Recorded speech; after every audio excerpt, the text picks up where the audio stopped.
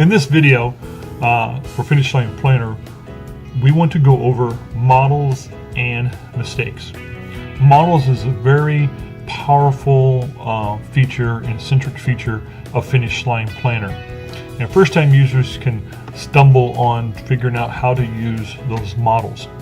First of all, a model is a pre-built plan that an industry expert has put together, saying here's a skeleton, here's how we do things in our church for this process, whether it be a follow-up model, a convert discipleship model, a relationship building model, a community outreach model, an event model, an annual planning model.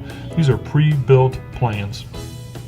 Okay, so you're looking at our model library and you're scrolling through and you see a plan of interest.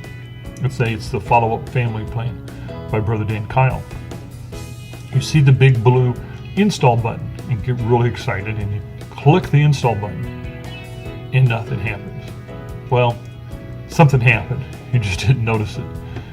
On the models page, there are two sections. The lower part is the model library, where you see all the different models listed. The top section is the models that you have that your church can use. Okay?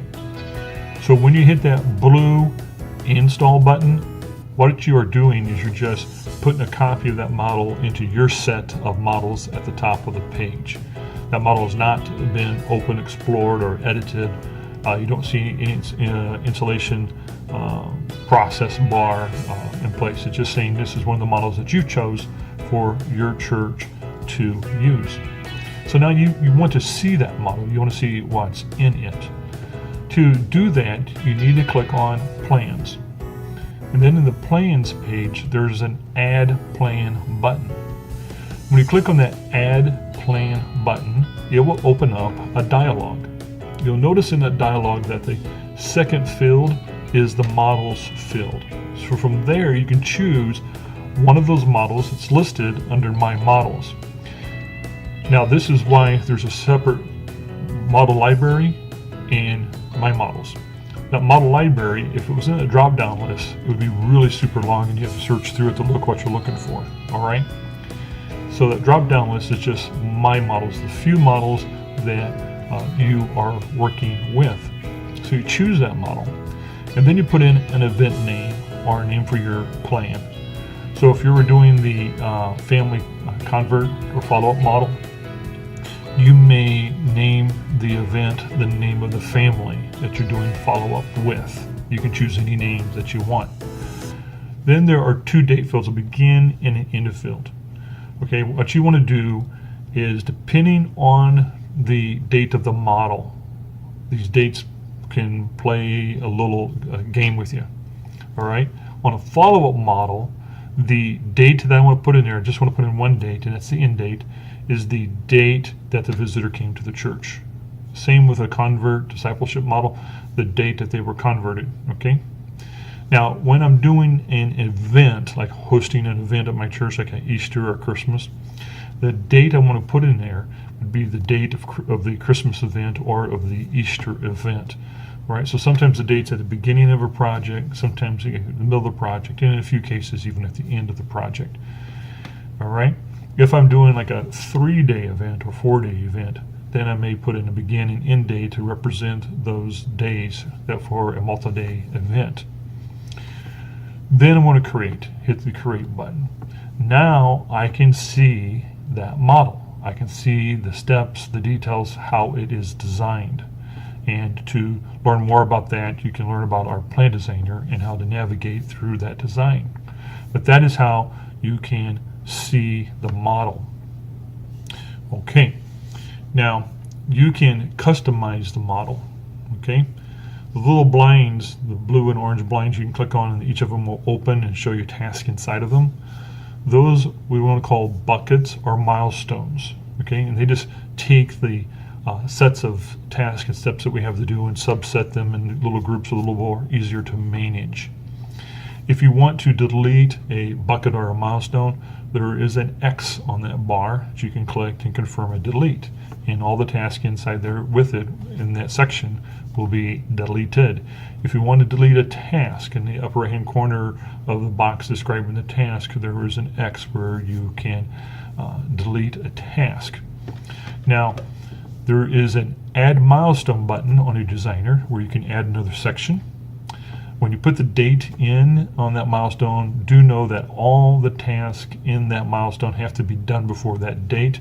If you're uncertain about how to use that, put that date out 2 or 3 years in the future for now. Okay? It's the simplest way to handle that. So you can create new milestones. Now, how do you add tasks to the milestones?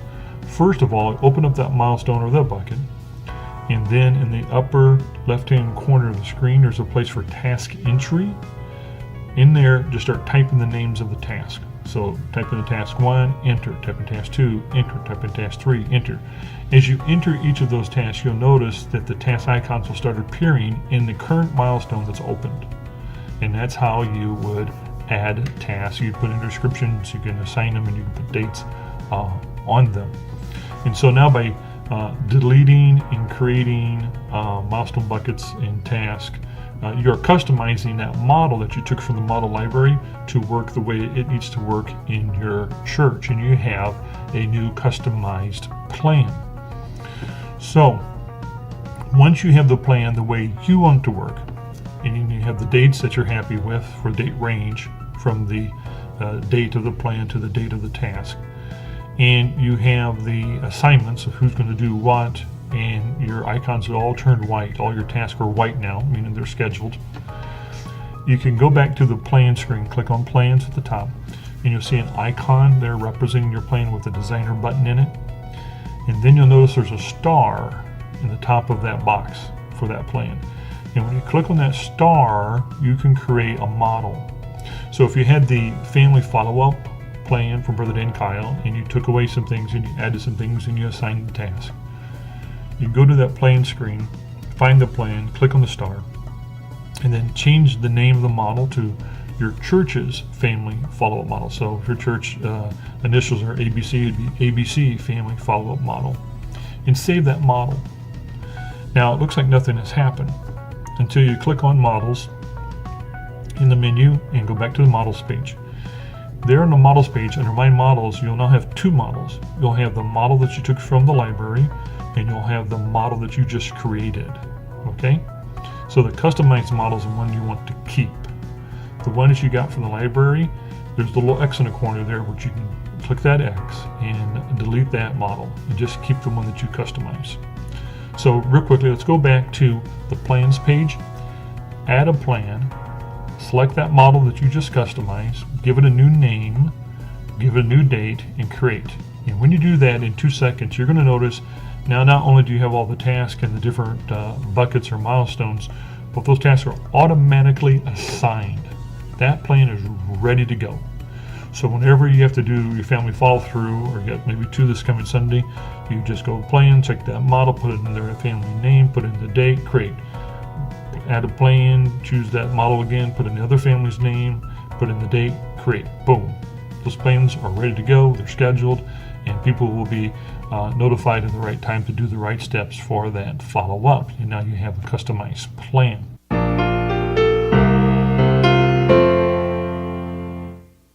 Hello, my name is Hugh Plappert, and welcome to Finish Line Planner, where we help pastors who are undertaking church growth alone. It is my goal to assist pastors and lay leaders like you to optimize your growth potential in an environment of minimal time and staff. 60% of churches in North America operate with less than 100 members. Most of them require a bivocational pastor. Undertaking church growth alone can be challenging, and we're here to help. To maximize our resources and videos, we partner with church growth leaders like Carlton Kuhn, Tim Massengale, Dr. Eugene Wilson, Gary Elias, Dan Kyle, Calvin Jean, and others.